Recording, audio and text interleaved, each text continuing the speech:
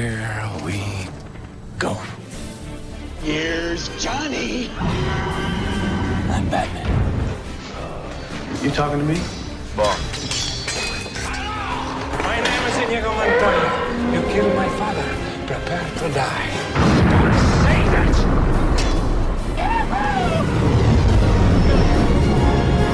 Remember, Force will be with you, always. Frack you later, fucking puss. You're gonna need a bigger boat. Frankly, my dear, I don't give it. We're not in Kansas anymore. He's looking at you, kid. From home. Good morning, Vietnam!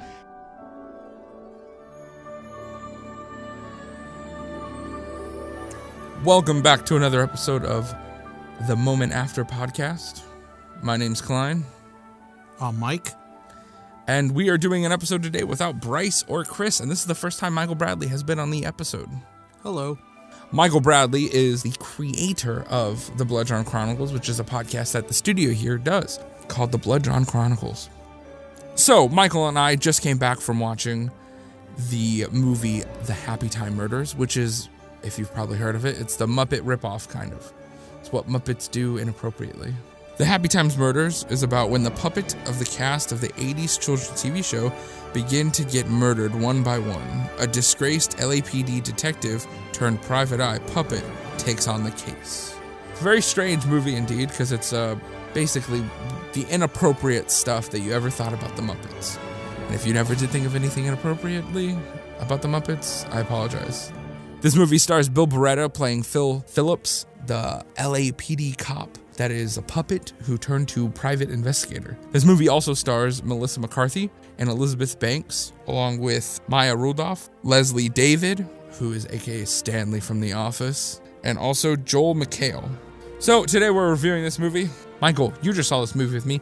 What did you think of it? For me, rating comedies is a little difficult because I hold high comedies and good comedies like whenever I see a comedy, I always ask myself, is it Step Brothers good? Or is it Dumb and Dumber good? Or am I going to see the Dumb and Dumber sequel? What am I watching here? This movie, as far as the comedic aspect of it, everything funny about this movie you've seen in the trailer.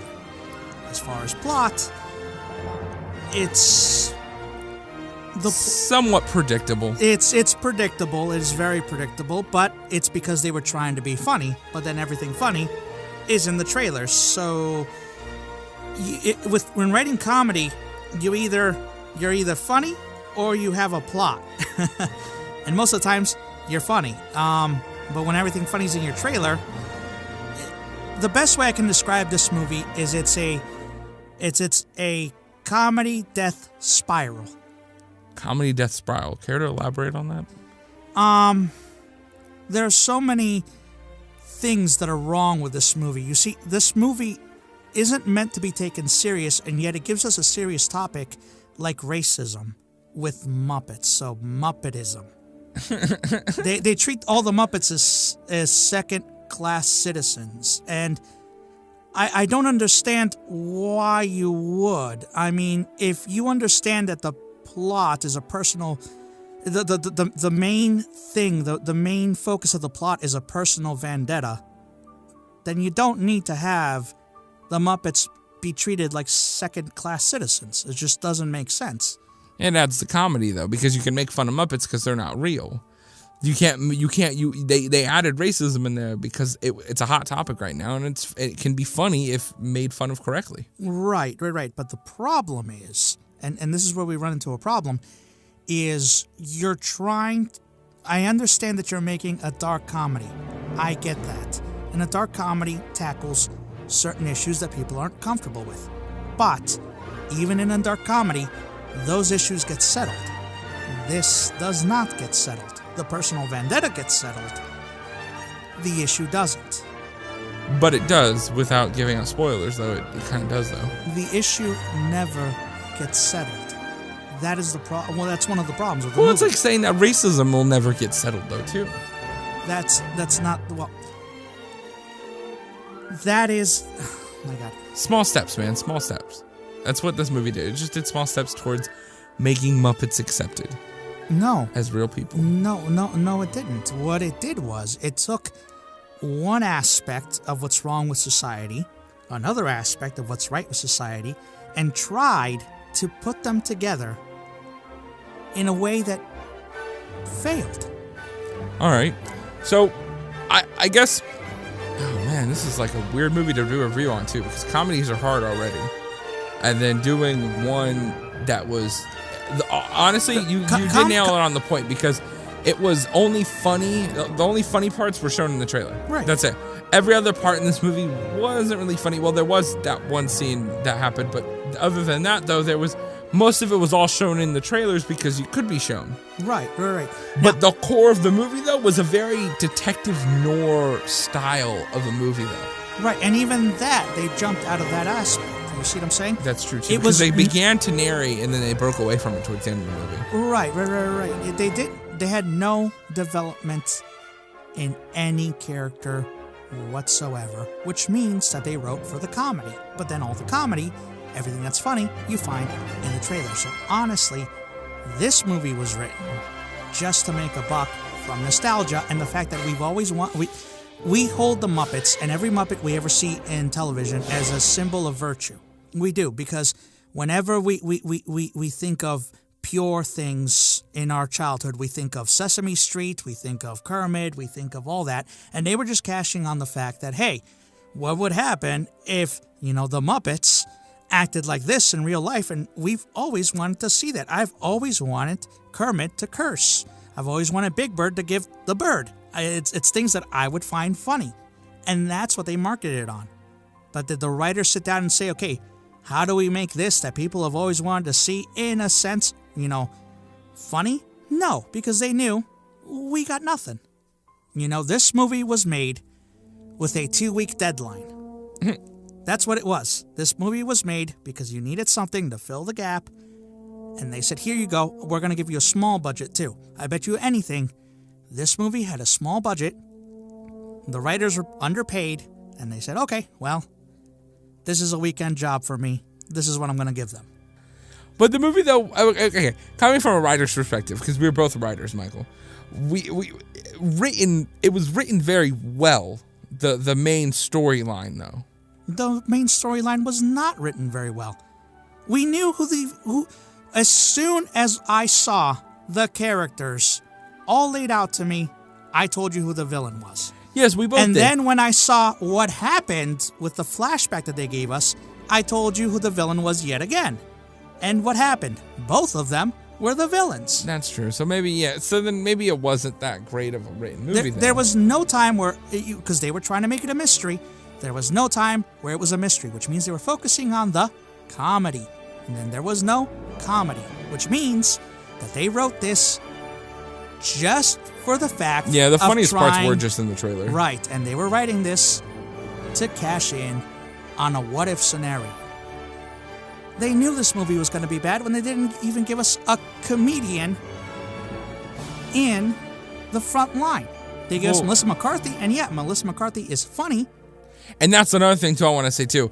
The trailer was misleading. Yes. Because I thought the movie was going to be about Melissa McCarthy working with her partner. But in reality, though, the main character of the story was the Muppet, Phil Phillips, which threw me completely off. Right. He is the starring character. The whole story is about him. But yet Melissa McCarthy is the face of the movie. Exactly. Which means that they didn't even know their star character.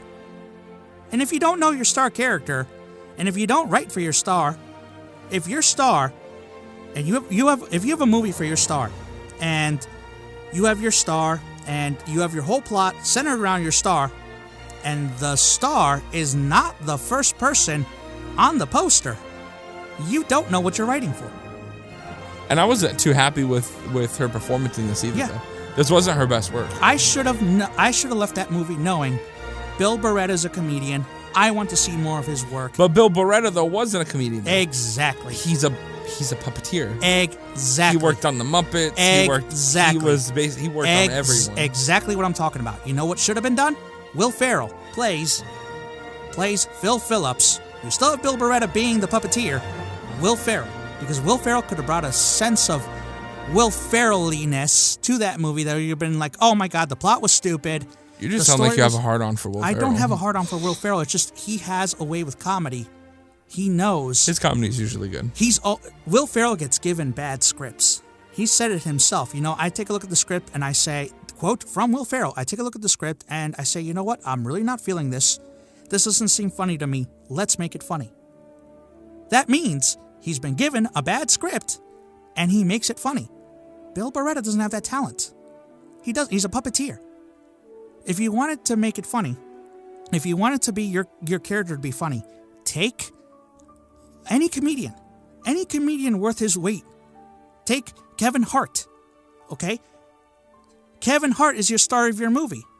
No, Melissa McCarthy was the star of the movie. But the whole movie was about the puppet. So they didn't even know what they were writing for.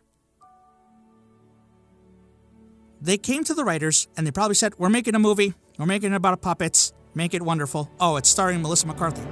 Okay, so Melissa McCarthy's going to be our main character. We'll put her in there and she'll have her struggles. No. No, the movie has to be about puppets. Oh. Well, who's our star?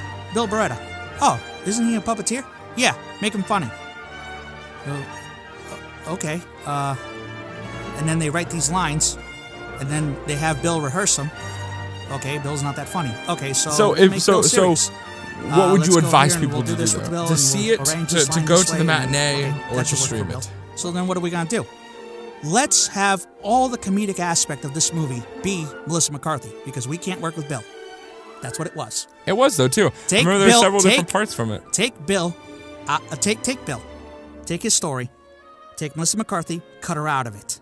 The movie was no longer a comedy. Now, did the movie make us laugh? Yeah, the movie was funny, but it wasn't. It wasn't a good movie though. It wasn't that great of a movie. It followed Sin City and every other detective show ever or movie. Right. And it was just and all the funny parts, all of the funniest parts in the whole movie were shown in the trailer. There's a rule in writing, okay? When you have a deadline and you need to make a story, stick to cliches, because cliches are your best friends when writing. It's what everyone's comfortable with. This movie did that. If we can go ahead and point out the villain of the story, the plot and everything, while the movie's going on, it's the first time seeing it, and we're not enjoying ourselves because the comedy's in the trailer, that is what they did. They wrote a movie to make a movie about a movie. Well, what am I saying here? They made a movie to write a movie about a movie? Yeah, because that's the only idea they had. Oh, there's Muppets in it. That's what they got. They didn't try to make a masterpiece. They didn't try to make, we're going to try. Not all movies in Hollywood are made to make a masterpiece. I know. They were made to make a buck. Obviously, they know what they were doing. They brought Muppets in. I know. That's why they wanted to make the buck. That's where I was going with. They're cashing in on one singular So are you aspect. saying that people should boycott this movie then, Michael? No, go see it. Don't go see it. Wait till it comes on. No. I'm not saying I would never say boycott a movie, because at the end of the day, hard work went into. There's a cool part at the end of the movie that shows you the behind the scenes footage of all the actors, how it was made, and that's really cool. And that took a lot of hard work. Right. So like, if they could make a better movie with that acting in it, that is what makes me say don't boycott this movie, because that was so beautiful what they did in the end. It reminded me of Jackie Chan's old behind the scenes. That was so beautiful that it made me appreciate how much work went into it, which I wouldn't say boycott this movie, because when I saw all the behind the scenes stuff, I saw all the passion that went into the Muppeteers, the Puppeteers people doing their job, and I said, wow, that is really nice. How sad is it that was the best part of the movie? That's true. The puppet work was on point. That's what I'm getting at. How sad is it that was the best part of the movie? Because not at one point did I think the puppets weren't alive. That was the cool part too. Right. Was that the puppets felt very alive throughout the movie. So they got the puppeteers down point perfect. Right. What they didn't get right was everything else. Which was the sad part. So at the end of the day, though, what would you say, though? Stream it or matinee it? Or leave it up to the audience? Honestly, I would say stream it. Stream it. Why not? This is a movie where obviously their intent was giving you something. So you could waste an hour and a half and, realized that an hour and a half was wasted. So Not worth to go to the movies and waste that hour, though. no, obviously no, not worth the gas to go see the money. But at the same time, I will say this to give, because I don't want to seem like I am hating this movie or this production, okay?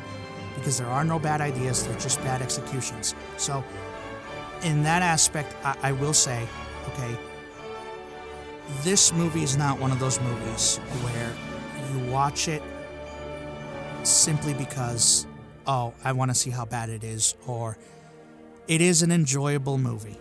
It is a movie where you can laugh at the fact that they're puppets. You'll keep smiling.